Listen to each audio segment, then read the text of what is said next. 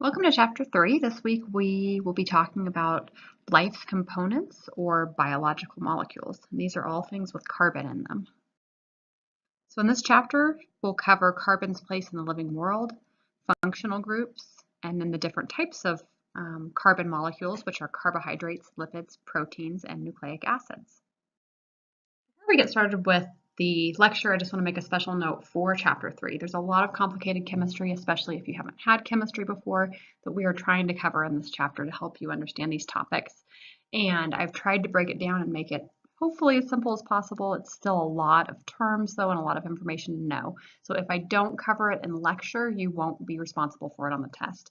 So your textbook will go over even more terms than we cover in the lecture and even more concepts, but as for Chapter 3 specifically, if we don't cover it in a lecture, then you will not be tested on it on your test. So our bodies you've probably heard they contain mostly water. If you were to take water out of our bodies, though, the next thing that we are made up the most element, is carbon. And one reason for this is carbon bonds really well to itself and other elements, forming all these different structures that are used in our body. So carbon can form long chains of carbon, small chains of carbon, rings of carbon, and even the incredibly complex spiraling ladder-shaped carbon, which we know is DNA. There are 4 groups of carbon structures that are essential to life on Earth, and these are carbohydrates, which are rings of carbon. And so if you look at the structure here, in carbohydrates, carbon is arranged in this ring-shaped structure. And examples of carbohydrates are things like all the sugars and starches. There are also another type of carbon structure that we see in life on Earth are lipids, which are things like fats and waxes. And these are long chains of carbons, or sometimes you'll get rings of carbons in a long chain. Proteins are another type of carbon arrangement that we see in living things, and these are chains of carbon and nitrogen. So you'll see these long chains of carbon mixed with nitrogen in a long chain. And lastly, we have nucleic acids. They're the last type of group of carbon structure that we see in living things, and this is your DNA, and it's a really long, complex spiraling chain of carbon rings, nitrogen rings, and phosphate, and they all form this really intricate structure that we see as this sort of spiraling ladder shape, and that's DNA. Carbon compounds are so important to living things that there's an entire branch of chemistry devoted to studying these carbon compounds found within living things, and this is called organic chemistry. And organic chemistry looks at things such as these carbohydrates, lipids, proteins, and nucleic acids, and looks at their structure and how they interact with other things. Organic, you have probably heard in a non-scientific term, meaning something like food grown without chemicals, but in a scientific term, organic actually usually means that it comes from a living thing, and specifically it means that it's a substance with a carbon-based compounds that is usually found in living things. So that's just so you know the technical definition of organic. Now, pure carbon is what we call diamond. And a diamond is pure carbon. It's the hardest natural material that is known to us. Coal is an example of something that is mostly made of carbon, and it is made of the remains of carbon-rich ancient vegetation. So you can see in the picture here, coal being mostly carbon looks very, very different from diamond, which is pure carbon. And that just shows how when you change things a little bit, their properties can change immensely. Let's do a little myth buster here. Which one of these do you think is true, and which one do you think is the myth? That diamonds come from coal under pressure, and you may have heard the positive, encouraging quote of a diamond is merely a chunk of coal that did well under pressure? Or do you think the myth is that it rains diamonds on Neptune and Uranus? So the one on the left there is the myth. Diamonds are not actually formed from coal under pressure. Most diamonds were formed deep in the Earth's mantle long before plants, and therefore coal even existed. So diamonds are formed under immense heat and pressure deep down in the Earth, and then they were brought towards the Earth's surface through volcanic eruptions. It is true that they think it rains diamonds on Neptune and Uranus, and even fairly large diamonds. So your inspirational quote for the day might be wrong, but due to the immense heat and pressure on these planets and the atmosphere surrounding these planets, scientists do think that it rains diamonds on Neptune and Uranus. And I think that is a pretty cool fun fact, even though coal really doesn't make diamonds. So carbon can often pair up with itself and hydrogen. And molecules, which remember a molecule is a group of atoms, molecules with just carbon and hydrogen are called hydrocarbons. And the hydro in hydrocarbons stands for hydrogen. And the carbon in hydrocarbon, you can probably guess, just stands for carbon. So hydrocarbon means a molecule with hydrogen and carbon. And hydrogen and carbon can arrange together in lots of different ways. Some examples of this, these are probably things you've heard of, but if you have one carbon surrounded by hydrogen, we call this methane. Three carbons surrounded by hydrogen we call propane. And all of these anes, or probably things that end in this suffix ane, tend to be gases you've probably heard of, and that the prefix tells how many carbons there are in it. So meth stands for 1, eth stands for 2, prop stands for 3. So in methane, there is 1 carbon in the chain. Ethane has 2 carbons in the chain. Propane has 3 carbons in the chain. Moving all the way down, octane has 8 carbons in a chain surrounded by hydrogens. So it's just sort of an interesting fact that when you hear terms like propane and butane, that what that actually is telling you is how many carbons there are lined up in that chain. And again, these are things called hydrocarbons. Very simple, just hydrogen and carbon. And when we start adding different groups onto the carbon chain, so things other than hydrogen, we get different and more complex molecules. These groups that might be added onto the carbon chain are called functional groups. And so we're going to talk about what some of those different functional groups are that can be added onto the carbon chain. Okay, so let's look at what happens when instead of having a chain of hydrogen or carbon surrounded by hydrogen, we take one of those hydrogens off. And instead of having hydrogen here, we put in oxygen and hydrogen, or OH. So remember, if you have a chain of 3 carbons, we call that propane. It's a gas. Prop stands for 3 because there are 3 carbons. So if we take off one of those hydrogens and replace it with an OH, suddenly instead of a gas, we have an alcohol. So here is our same chain of 3 carbons surrounded by hydrogens all the way around, except for one of those hydrogens is replaced with an oxygen and a hydrogen. And that changes it again from a gas into an alcohol by just changing one of those functional groups. Just for your reference, so you know if you ever take chemistry in the future, here gases such as these hydrocarbon chains tend to end in A and E. If we change it into alcohol, we change the ending, instead of to A and E, we change it to YL. And again, the prop just means 3. So isopropyl alcohol, iso gets a little more complicated, but that just is telling you that the OH is on this middle carbon here. But prop stands for 3, so isopropyl alcohol is a chain of 3 carbons, and the YL means it has a alcohol functional group, or an OH functional group on the end. And isopropyl alcohol is what you may know commonly as rubbing alcohol.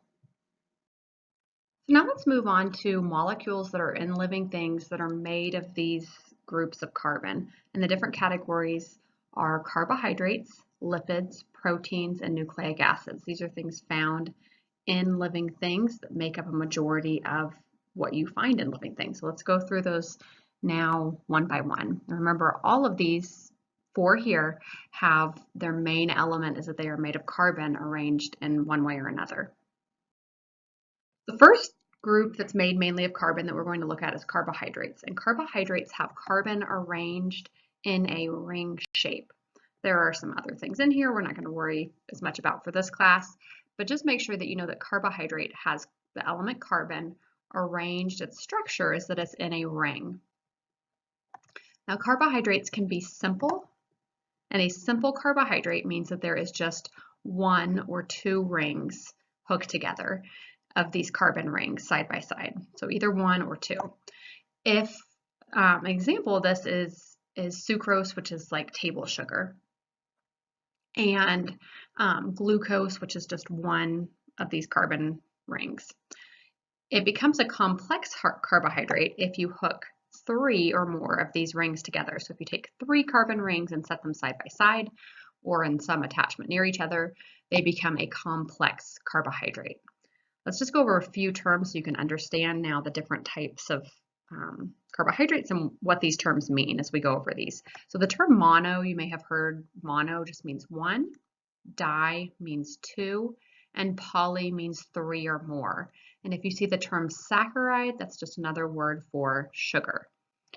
So if you have one carbon ring, so just one of these rings, it is a simple carbohydrate, and we call it a monosaccharide because it has one sugar ring.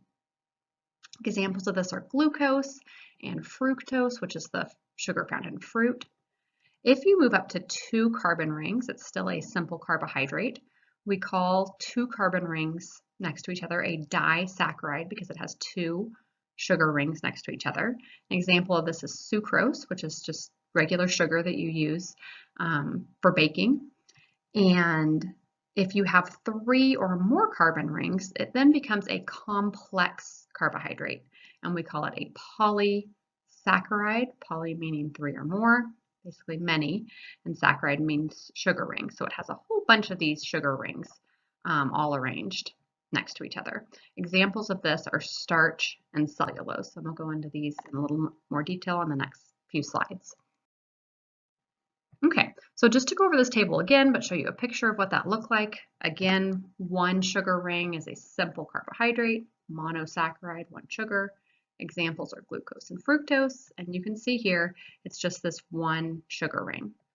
When you get two rings side by side, it's a disaccharide, two sugar rings. Examples, table sugar, still a simple carbohydrate.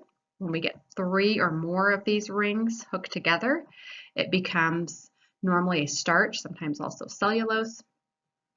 And this is a complex carbohydrate.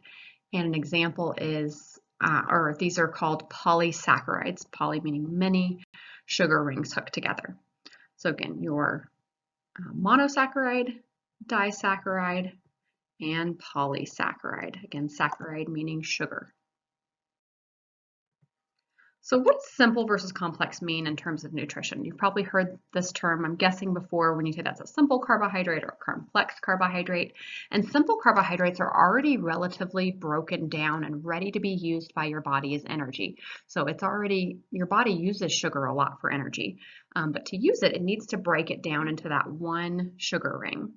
And when you look at things like your table sugar and fructose in a fruit, that sugar is already in only one or two rings, and it's pretty much ready to use by your body immediately as energy. So it's a very quick source of energy, but it's short lasting. So if you eat, say, just pure sugar, you'd probably get a little energy right after that sugar, but then have the crash afterwards because that's not a long lasting energy source.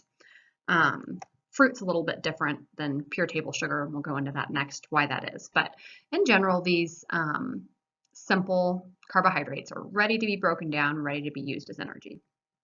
Complex carbohydrates are larger, so they have a bunch of those sugar rings hooked together, and your body must break them down into a simple sugar before it can be used for energy. So since there's the step of taking it from multiple sugar rings and breaking them down into single sugar rings, that takes your body more time, and that more time means that that energy is more slowly broken down and more slowly taken into your body and used as energy. So the energy from a complex carbohydrate is longer lasting than the energy from a simple carbohydrate. Now, energy from protein is even longer lasting. We'll get into that later, but in terms of carbohydrates, complex carbohydrates are longer lasting energy. Simple carbohydrates are a very quick source of energy, but the energy doesn't last as long. Okay, and just so you know, I mentioned there's a difference between eating table sugar and eating a peach, and there's even a difference between eating white bread and, let's say, a whole grain bread. And the difference here is fiber. And this is not in your chapter. I just thought I'd mention it just so you know that your carbohydrates, the more fiber that they have, fiber influences the sugar and starch digestion by slowing down the absorption of sugar into your bloodstream. So if you eat a food with more fiber in it, like a peach or any kind of fruit versus table sugar, the higher fiber content will make that sugar get into your bloodstream more slowly. It doesn't spike your blood sugar as quickly, and the energy is longer lasting. So that explains why peach with fiber is more filling than pure sugar, even though they are both monosaccharides,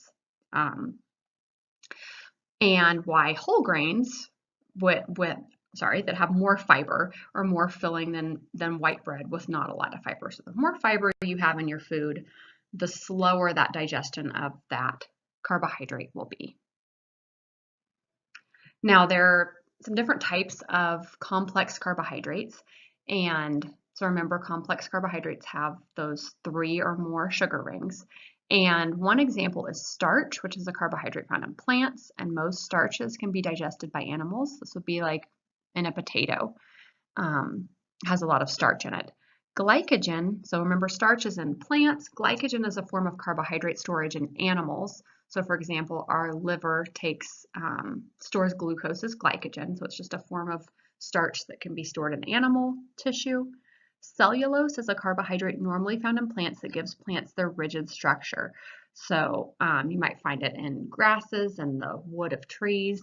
And normally humans can't digest the cellulose, but some animals like cows have special bacteria in their digestive systems that breaks down the cellulose into energy. So we as a human can't get energy from cellulose, but some animals that have those special bacteria can. Chitin is another type of carbohydrate. It makes up a large portion of the outer layer, this outer cuticle or skin of arthropods like ticks and crabs. And so you will be looking at a tick slide when you do your microscopy lab and getting to look at that outer layer there. And so those are the 4 types of complex carbohydrates. Next in your chapter, we move on to lipids. And lipid is pretty much another word for fat, but they are fatty, oily, or waxy compounds, organic compounds, meaning they're made of carbon, that are insoluble in water. So I'm sure you've all seen oil floating on water, or if you put a drop of oil into water, it does not mix in with the water, so we call that insoluble. It doesn't dissolve in the water. And lipids function as the body's major energy reservoir. So they are how our body stores energy. So when you eat food, if you don't immediately use that food as energy, then your body takes that sugar energy that you've eaten, the food that it breaks down, it takes the leftover sugar and it converts that into fat and stores that energy as fat. And the reason for this is that fat is a very light substance, relatively speaking. And so it's a good way to store energy that, even though a lot of fat obviously would weigh a lot, but fat is a lightweight way to store the extra energy that we don't need and then use it when maybe you're low on food, probably not as much in our world, but in general, as humans have lived, use that fat as energy storage when food is more scarce. And lipids are also a part of the cell membrane, so they're a major part of that outer protective layer of the cell. We'll get into that in the next chapter, but essentially they're a good protective barrier around your cell because they don't let water in. So they hold this protective layer around your cell and keep the water that's in your cell in and water from outside of your cell from getting in. And again, they don't dissolve easily in water. Now your chapter gets into next a whole talk on triglycerides. This gets a little bit complicated, but try to bear with me just a little bit. And hopefully we can make this part of the chapter make some sense for you. So one type of lipids are glyceride lipids. And a glyceride has 2 parts. It has this group here, which you may know as glycerin, which is often used in things like skincare products. So it's this group of carbons with some hydrogens around it and alcohol groups on it. And the next part of a glyceride lipid is this long chain of carbons surrounded by hydrogens with this group on the end. You don't need to get into the names as much here, remembering those names, But essentially a glyceride lipid means you have a glycerin and a fat, and they're going to be hooked together. So again, you have this glycerin, you have this long group, this long fatty acid, this long group of fat, and this is the glycerol right here just turns sideways, and what happens is the alcohol groups, remember alcohol is this OH group on the end, it likes to combine up with the fatty acid with this end here of a fatty acid. And so this alcohol combines with this group, and as you can see here in glycerol, there's three alcohol groups coming off of it, so there's three places that these fatty acids can bind. And so what you get is this molecule, when these things get together, you get what they call a triglyceride, which is a group of your glycerol or your glycerin group hooked to three different fatty acids, because that's how much room there is on that molecule for the fatty acid to bind. And so a triglyceride is just this glycerin group with three fatty acid chains coming off of it. If you remember, I said that lipids or fats are used for energy storage in your body. And so these triglycerides that we just talked about are the main component making up fats and oils, natural fats and oils. And high concentrations of triglycerides in the blood indicate an elevated risk of stroke. So that's something you might hear being mentioned before is someone's triglyceride levels. And essentially when you eat, your body will convert any calories it doesn't need to use right away into triglycerides. And the triglycerides are stored in your fat cells.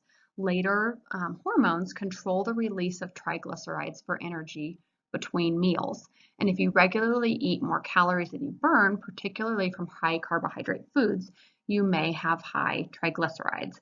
And again, really high triglycerides are important because they can indicate that you are at an elevated risk of having a stroke. But again, triglycerides, natural fats found in your blood, and they are used for energy storage in your body.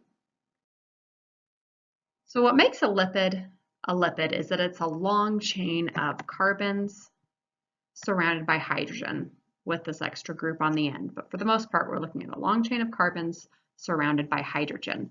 Now, if every single carbon down the middle of this chain is surrounded by a hydrogen, so generally one on each side if you're in the middle of the chain, we say that the chain is saturated with hydrogens, and therefore we call it a saturated fat. If there are one or more places where hydrogen is missing, so here there's one location in the chain where hydrogen is missing, then we say that it is unsaturated. It's not saturated with hydrogens, and so we call it an unsaturated fat. And a saturated fat, because it has hydrogen all the way around it, these hydrogens act to keep the overall chain very stiff. There's no place really in it to bend because it's full of hydrogens all the way around it. And so saturated fats tend to be solid at room temperature. Unsaturated fats have one or more places they can bend. And so the more places there are where they are missing hydrogen, the more bendable they become and the more of a liquid they become at room temperatures. So think of something like olive oil or canola oil would be an unsaturated fat. Saturated fat, things like butter and animal fat that are solid at room temperature. If there is one place in the chain where it's missing hydrogen, so one location, we call this a monounsaturated fat. Polyunsaturated fat would mean you'd have a couple of these locations where hydrogen is missing. Now, doctors will measure the amount of cholesterol oftentimes to check your health and check the amount of cholesterol, which is this fatty protein in your blood. And HDL is the good cholesterol in your blood, and they call it the good cholesterol because it carries cholesterol out of the bloodstream. And so when cholesterol builds up in your bloodstream, it can create these blockages in your bloodstream, which can lead to heart disease, like a heart attack if you get a complete blockage of blood in your arteries going to the heart. And so getting cholesterol out of your blood, which is what the HDL does, is a good thing.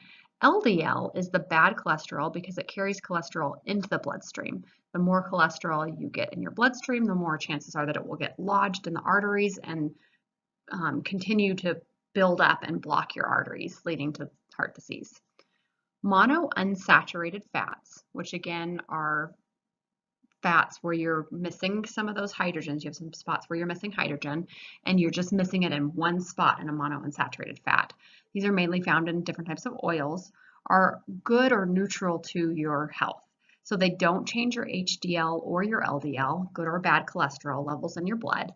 One example or exception to this is olive oil. It doesn't change your HDL or LDL levels, but it changes another component in your blood. And even though it's a monounsaturated fat, it can help reduce heart disease by helping reduce inflammation and allowing cholesterol to be cleared out of the arteries more easily. So, but in general, monounsaturated fats, so missing hydrogen in one spot, think like olive oil, are generally neutral to your health, maybe good to your health. Polyunsaturated fats can also be good and neutral. So this is where you have more than one location where you're missing hydrogen. And polyunsaturated fats, in general, if they don't have omega-3s, this would be things like safflower oil and corn oil, are fairly neutral. They don't significantly change your bad cholesterol, but they might slightly lower your good cholesterol, which isn't good. It isn't good, but it isn't terrible. If the polyunsaturated fats have omega-3s, this would be things like fish, the oil found in fish, they tend to be good. They raise your good cholesterol, so more of that cholesterol gets cleared out of your bloodstream.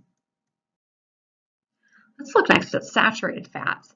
And as your textbook says, nothing in your diet will raise your LDL or your bad cholesterol levels as much as saturated fats do. They raise your LDL, your bad cholesterol, but your HDL, good cholesterol, stays the same. For every 1% increase in saturated fats in your diet, you get about a 2% increase in the LDL levels in your blood. So if you were to go eat a Big Mac right before you got your cholesterol levels checked, chances are you're going to have a very high LDL level in your blood. Usually these are fats found in animal products like butter, meat, dairy, and a few plant products such as coconut oil and cocoa butter. And it's recommended that you limit these fats to 7% of your calories. So not animal products in general to 7%, but just the fat content to 7% of your calories.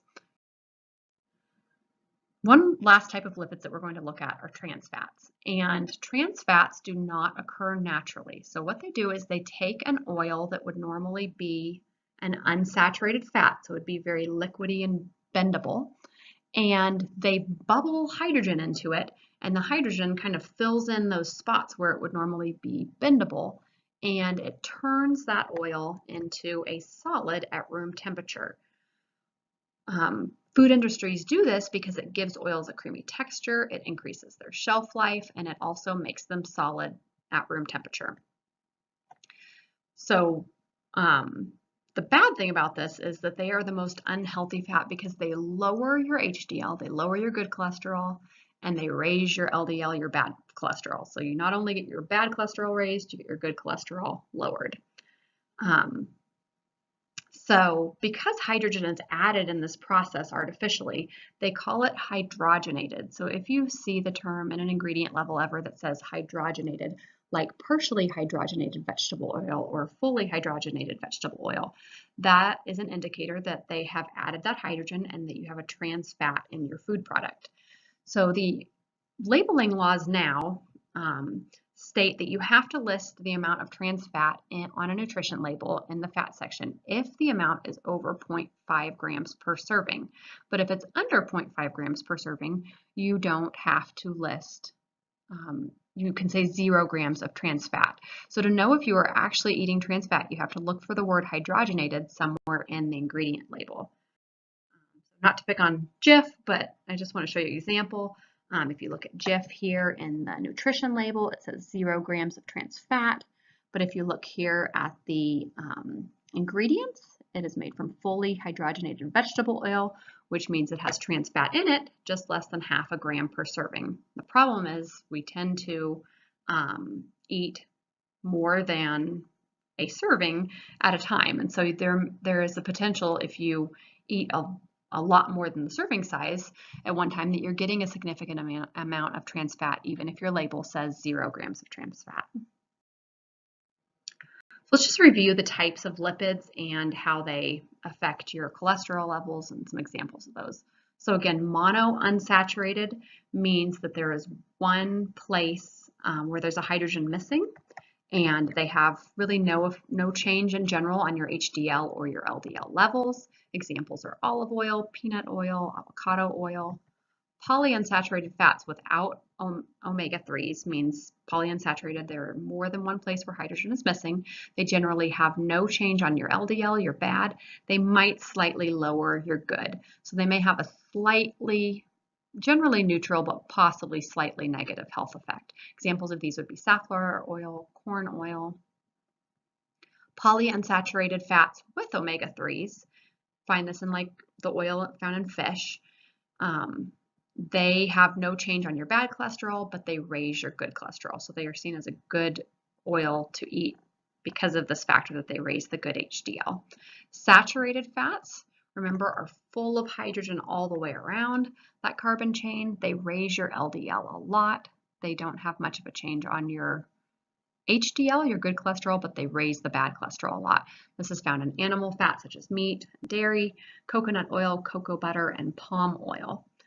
And trans fat is, remember, the fat that's artificially produced by taking an unsaturated fat and making it solid.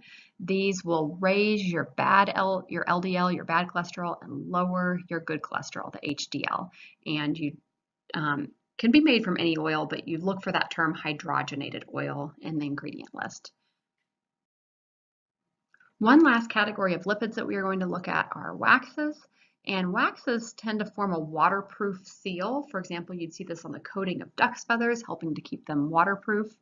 Waxes are found in beeswax that you find in a beehive in the honeycomb, and also naturally on the outer coating of an apple.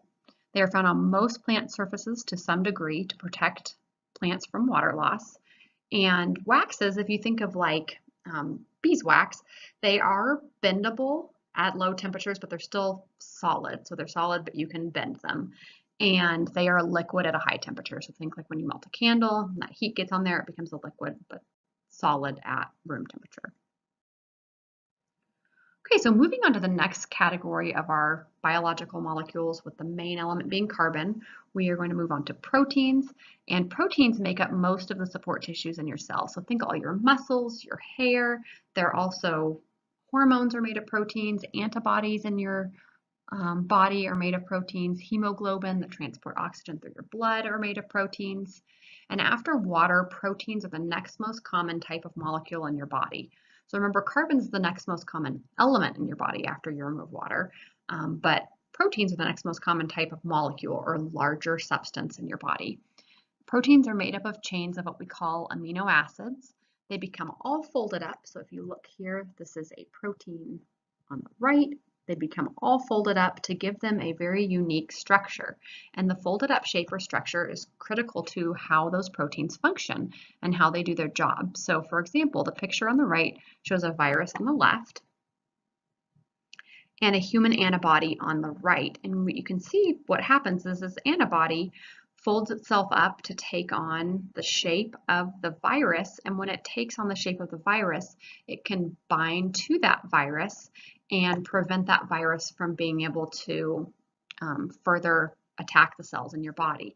So that's how your body goes about fighting off viruses.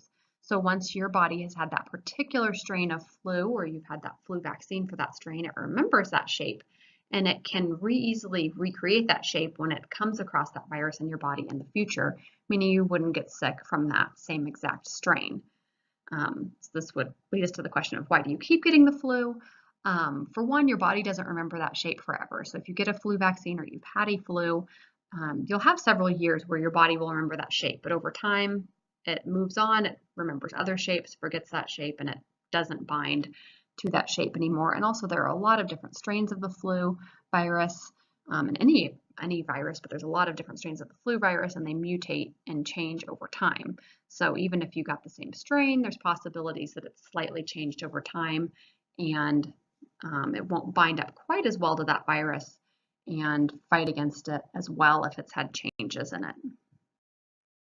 So it's estimated there are about 2 million different proteins that can be made by the human body. And all proteins, whether they're in animals or plants or any other living thing, are made from different combinations of just 20 different amino acids. So those amino acids can be arranged in different lengths and different orders, and anytime you change an amino acid in that chain, it becomes a different protein. There's more information if you want to read about it on proteins on the rest of pages 57 and 58. We're going to skip those sections in terms of the lecture and be skipping those as well for the test. Finally, our last category of molecules for these biological molecules with carbon that are found in living things are nucleic acids. And as I mentioned earlier, proteins perform many different functions, such as structure, nutrient transport, antibodies, etc. So they do all these different jobs inside your body. A single cell can make up to 4,000 different proteins, all doing different jobs in your body. But how do your cells know what proteins to make and when? Then becomes the question. And this is through DNA. So DNA stored in the center of your cells functions as a set of instructions telling each cell what to do and when to do it. And DNA is an example of a category of molecules called nucleic acid. So DNA stands for deoxyribonucleic acid. The D for deoxyribo, that's the type of sugar that's in the DNA. And then N for nucleic, A for acid. So deoxyribonucleic acid, or DNA, is made up of a chain of what they call nucleotides. And a nucleotide is this group right here. So this red, green, and yellow hooked together, that's a nucleotide. And a nucleotide consists of a phosphate group, a sugar called deoxyribose, and a nitrogenous base. So the phosphate and sugar make up the outer walls, if you look here, of this DNA structure. So this red here, this sort of outer rails of what looks sort of like a ladder, is made of that phosphate and sugar group. And then the inside of your DNA, so this blue and green here that make up the rungs of the ladder, or the steps of the ladder, are made up of different nitrogenous bases. And there are only 4 different types of nitrogenous bases. These are adenine, which we label as A, guanine, which we label as G, cytosine we label as C, and thymine we label as T. And the order of these bases is what forms a set of instructions telling your cell what to do. And a strand of DNA is made up of about 3 billion bases strung together. They call the shape of DNA a double helix, double because there are 2 sort of rungs on the ladder, or 2 sort of rails on the ladder here, and then helix because it forms this spiraling shape. So if you hear the term double helix, that's what we call this shape right here. And so that is the end of our chapter 3 lecture. In the next chapter, we'll get into more on DNA and all the different parts of your cell. And if you have any questions as you go about your week and all your assignments, please don't hesitate to ask. I hope you have a great week, and I'll be in touch with you again in week 4.